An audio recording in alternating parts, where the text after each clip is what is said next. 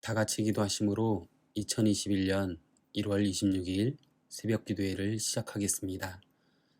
하나님 아버지, 이 아침 주님의 말씀을 사모함으로 기도의 자리에 나와 예배할 수 있도록 하여 주셔서 감사합니다. 이 시간 온전히 마음 모아 주님만을 찬양하게 하여 주시옵소서. 오늘 예비된 말씀을 통해 은혜를 부어주셔서 그 은혜를 붙잡고 하루를 살아가며 말씀의 결실을 맺어가는 인생이 될 수 있도록 인도하여 주시옵소서. 우리가 예배하는 가정이 성전이 되게 하여 주시고 성령님께서 임재하심으로 주인 되어 주시옵소서. 예수님의 이름으로 기도합니다. 아멘. 다 같이 찬송가 198장 주 예수 해변서, 동일 찬송가 284장 함께 찬송하시겠습니다.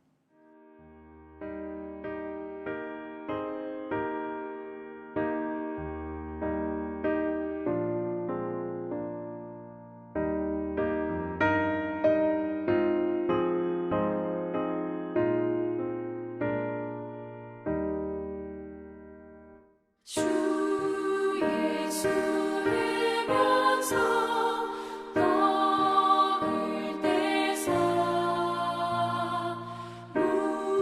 우리를 먹이어 주신 같이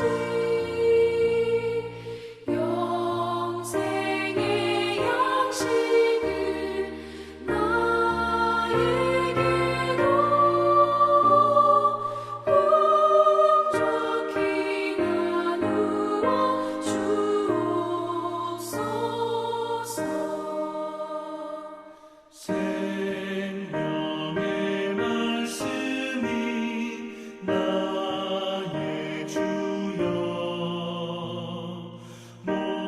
목말라 주님을 찾나이다.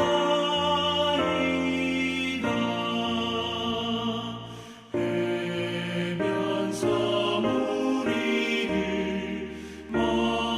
먹임같이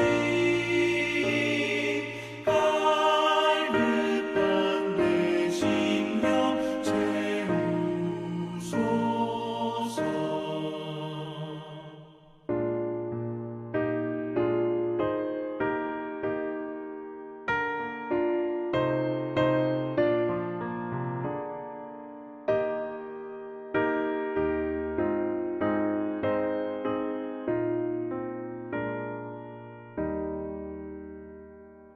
내 주여 진리의 말씀으로 사슬의 얽매인 날 보시사 내 맘의 평화를 누리도록 영원한 생명을 주옵소서. 성령을 내 맘에 보내셔서 내 어두운 영의 눈 밝히시사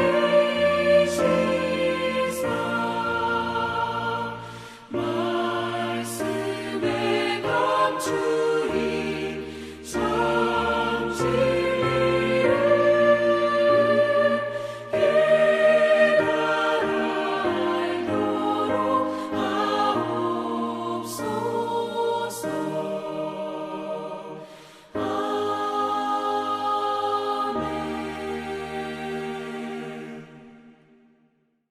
이 시간 하나님께서 우리에게 주시는 말씀은 누가복음 9장 1절에서 17절까지의 말씀입니다. 예수께서 12 제자를 불러 모으사 모든 귀신을 제어하며 병을 고치는 능력과 권위를 주시고 하나님의 나라를 전파하며 앓는 자를 고치게 하려고 내보내시며 이르시되 여행을 위하여 아무것도 가지지 말라. 지팡이나 배낭이나 양식이나 돈이나 두벌옷을 가지지 말며 어느 집에 들어가든지 거기서 머물다가 거기서 떠나라. 누구든지 너희를 영접하지 아니하거든 그 성에서 떠날 때에 너희 발에서 먼지를 떨어버려 그들에게 증거를 삼으라 하시니 제자들이 나가 각 마을에 두루 다니며 곳곳에 복음을 전하며 병을 고치더라. 분봉왕 헤롯이 이 모든 일을 듣고 심히 당황하니 이는 어떤 사람은 요한이 죽은 자 가운데서 살아났다고도 하며 어떤 사람은 엘리야가 나타났다고도 하며 어떤 사람은 옛 선지자 한 사람이 다시 살아났다고도 함이라.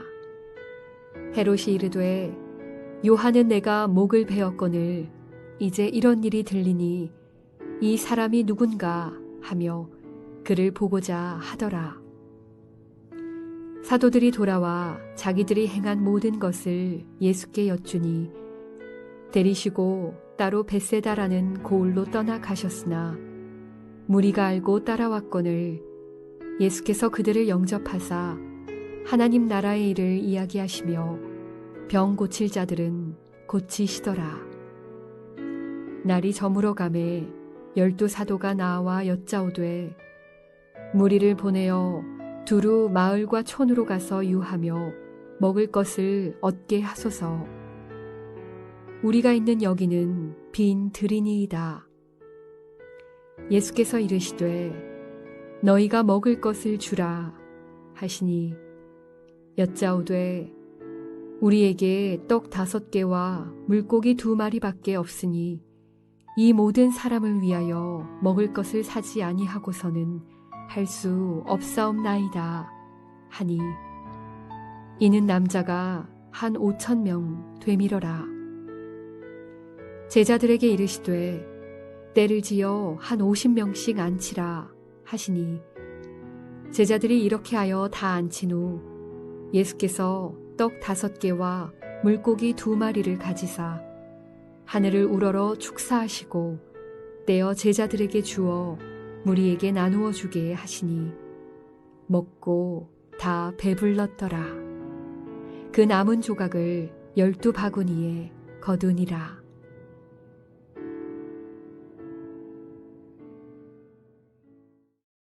예수님께서 공생의 사역을 시작하면서 당시 소외되었던 사람들을 돌보시면서 병자들을 고치셨습니다. 그리고 많은 이들에게 하나님 나라의 복음을 선포하셨습니다. 그 가운데 6장에서는 예수님께서 기도하시며 12 제자를 사도로 세우셨습니다. 계속해서 여러 이적들을 보이시며 제자들을 가르치셨습니다. 그리고 누가복음 9장 1절에서 다시 12 제자를 불러 모으시는 모습으로 말씀이 시작되는데요. 아마도 누가복음 8장 51절에서 회당장 야이로의 딸이 죽었다는 소식을 듣고 야이로의 집에 들어갈 때 제자 중 베드로와 요한 그리고 야고보만 함께 들어갈 수 있도록 하신 말씀으로 다른 제자들은 집 밖에서 예수님을 기다리고 있었기 때문이 아닐까 생각됩니다. 오늘 본문은 크게 3단락으로 구성되어집니다. 첫 번째는 지금까지 홀로 사역들을 감당하셨지만 이제는 12 제자들을 불러 모으시고 능력과 권위를 주심으로 각 마을로 보내어 하나님 나라를 전파하게 합니다. 두 번째로 이에 제자들이 각 마을에서 복음을 전파하며 병을 고치는 일들을 분봉왕 헤롯이 듣고 당황하는 모습을 보입니다. 그리고 마지막으로 사도들이 다시 돌아와서 그동안 있었던 일들을 예수님께 보고를 한 후 예수님께서 제자들을 데리고 벳사다로 가시는데 많은 무리가 따라오자 다시 복음을 전하시며 병을 고치십니다. 그리고 우리가 잘 알고 있는 오병이어의 사건, 떡 5개와 물고기 2마리로 5,000명이 넘는 사람들을 먹이십니다. 지금까지 12 제자와 함께 동행하지만 가르치시고 고치시며 전파하시는 일들은 오로지 예수님께서 홀로 감당하셨습니다. 그런데 오늘 본문을 시작으로 이제는 제자들이 예수님과 함께 사역을 함께 감당하는 모습을 보게 됩니다. 그렇다면 오늘 본문의 말씀을 통해서 우리에게 주시는 교훈들이 있다면 그것은 무엇일까요? 첫 번째, 모든 필요를 채워주실 주님을 신뢰해야 합니다. 예수님께서 동역자로 제자를 부르시고 누가복음 6장에서 12사도를 택하셨습니다. 12사도인 예수님의 12제자는 계속해서 예수님과 함께 갈릴리 전 지역을 동행하게 됩니다. 그리고 예수님께서 가르치시고 고치시며 전파하시는 모든 사역을 목격했습니다. 그런 제자들에게 예수님께서 능력과 권위를 주시고 하나님 나라를 전파하며 앓는 자를 고치게 하시고자 마을로 전도 여행을 보냅니다. 그런데 이때 예수님께서 제자들에게 아무것도 가지고 가지 말라고 말씀하십니다. 3절 말씀입니다. 이르시되 여행을 위하여 아무것도 가지지 말라. 지팡이나 배낭이나 양식이나 돈이나 두벌 옷을 가지지 말며. 이것은 제자들에게 가장 최소한의 것으로 전도 여행을 떠나라고 말씀하시는 것입니다. 그렇다면 왜 제자들에게 아무것도 가지고 가지 말라고 하신 것일까요? 그것은 주님을 온전히 신뢰하기 원하신 것입니다. 제자들이 하나님 나라를 전파하는 과정에서 혹시 모를 어려움을 당했을 때 무언가를 가지고 있다면 제자들은 아마도 그것을 의지할 것임을 예수님께서는 이미 아셨기 때문입니다. 우리도 그렇지 않습니까? 아무리 예수님을 믿는다고 해도 내 삶에 어떤 문제가 생기게 되면 내가 먼저 해결하려고 노력합니다. 그리고 내가 가지고 있는 인맥, 물질 혹은 권력 등을 내세워서 해결하려고 할 것입니다. 하지만 그게 마음대로 해결이 되지 않을 때가 더 많습니다. 혹시 거지 전도 여행이라고 들어보셨습니까? 말 그대로 거지처럼 여행하며 전도를, 복음을 전하는 것입니다. 제가 신학교에 다닐 때 여름과 겨울방학이 되기 전에 게시판에 항상 걸리는 포스터가 있었는데요. 그게 바로 거지 전도 여행에 선교 팀원을 모집하는 것이었습니다. 국내와 해외에서 각기 다른 팀이 운영되어졌는데요. 선교 팀원으로 함께 하게 되면 준비해야 할 것, 최소한의 교통비만 준비하는 것입니다. 예를 들어 국내 거지전도 여행에 참여하는 팀원이면 출발해서 도착하는 교통비만, 해외 거지전도 여행에 참여하는 팀원이면 왕복 항공료만 마련하는 것이었습니다. 가방 하나에 최소한의 갈아입을 우리만 가지고 거지 전도 여행을 시작합니다.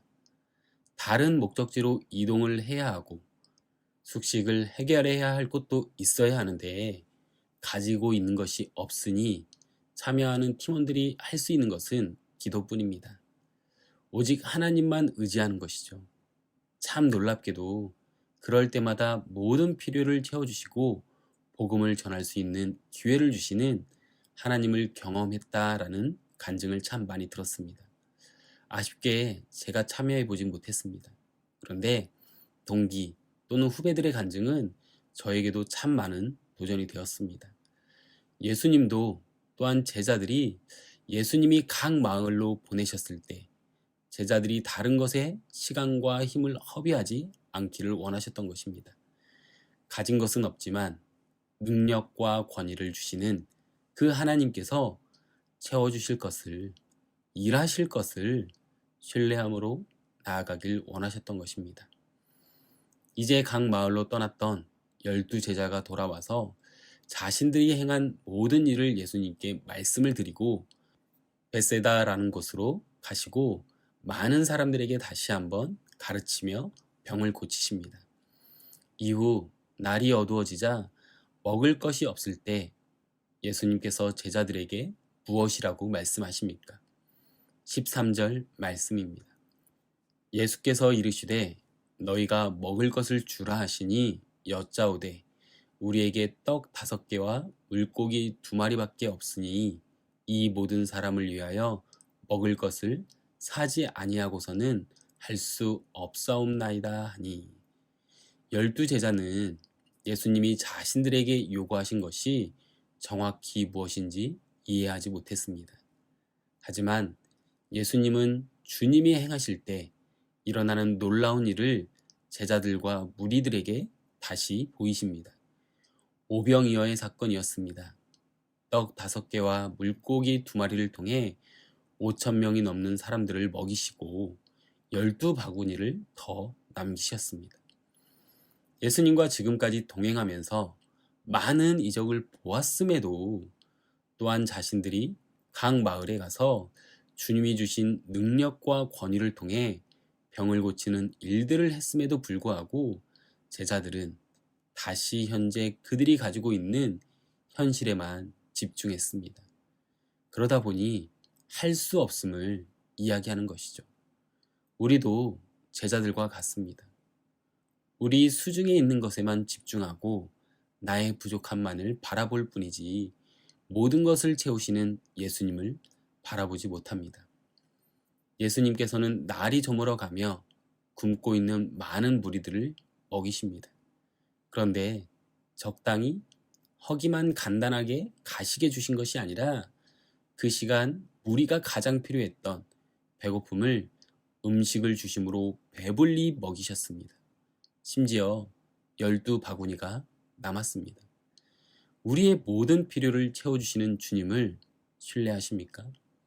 하나님께서 우리의 상황, 형편, 내 육체의 연약함, 모든 필요를 아시고 넘치도록 채우시는 분이신 것을 기억하며 매 순간 우리의 필요를 채우시는 하나님을 경험하는 인생 살아가는 성도님들 되시기를 소망하고 축복합니다. 두 번째, 본문의 말씀이 우리에게 주시는 교훈은 무엇입니까? 복음을 전할 때 어려움이 있습니다. 5절 말씀입니다. 누구든지 너희를 영접하지 아니하거든 그 성에서 떠날 때에 너희 발에서 먼지를 떨어버려 그들에게 증거를 삼으라 하시니. 예수님은요, 12제자를 각 마을에 보내시면서 너희가 만나게 될 사람들이 너희를 영접하지 않을 수 있다 라고 미리 말씀해 주십니다. 무슨 말씀입니까? 복음을 전할 때 모두가 영접하지 않을 수 있다라는 것입니다. 제자들에게 두려워하지 말라는 것입니다. 제자들이 전하는 복음을 거부하는 사람들의 반응에 낙심하지 말라는 것이죠. 5절 말씀 하반절입니다. 너희 발에서 먼지를 떨어버려 그들에게 증거를 삼으라 하시니. 발에서 먼지를 떨어버리라는 것은 유대의 전통으로 이방 땅에서 돌아올 때 먼지를 세심하게 제거함으로 거룩하게 분리되었음을 암시하는 행동으로 제자들이 복음을 전했지만 그 복음을 받아들이고 거절하는 것은 제자들과 상관이 없다는 것입니다. 사랑하는 성도님들, 우리가 전도를 하지 못하는 이유가 무엇일까요? 대부분 거절당할까 하는 두려움이 우리 내면에 자리 잡고 있기 때문입니다. 훈련을 받아서 전도의 스킬이 많은 분들도 정작 전도를 하는 것에 있어 꺼려하는 경우가 종종 있습니다. 그것은 바로 상대방이 거절하는 것에 대한 두려움 때문입니다. 하지만 상대방이 거절하는 것은 당연한 것일 수 있습니다. 그런데요, 우리의 역할은 무엇입니까? 거절해도 그로 인해서 내가 두렵고 혹시나 거절로 인해 마음의 상처를 받는다 해도 우리는 복음을 전해야 하는 것입니다. 그것이 나의 역할이고 사명인 것이죠. 그리고 그 이후에 결과는 하나님께 맡기는 것입니다. 혹시 거절당하는 것이 두려워 복음을 전하지 못하고 있지 않습니까? 우리는 단지 복음을 전하는 전달자라는 것을 기억하십시오. 복음으로 인생에 어려움이 있을지라도 거기에 연연하지 않고 전하는 자로 결과는 주님께 맡김으로 나아가는 저와 성도님들 되시기를 주님의 이름으로 축복합니다. 기도하겠습니다. 하나님 아버지, 제자들을 보내시고 다시금 많은 무리를 가르치시며 병을 고치는 그 상황을 통해 역사하시는 주님, 이 아침 우리에게 말씀으로 도전을 주심에 감사합니다.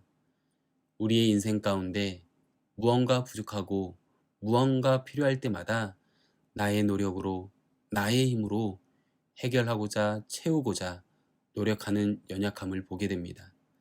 나 자신보다 나를 더 잘 아시는 하나님께서 우리의 연약함을, 우리의 모든 필요를 채워주시는 그 주님을 신뢰하는 인생을 살아가게 하여 주시옵소서.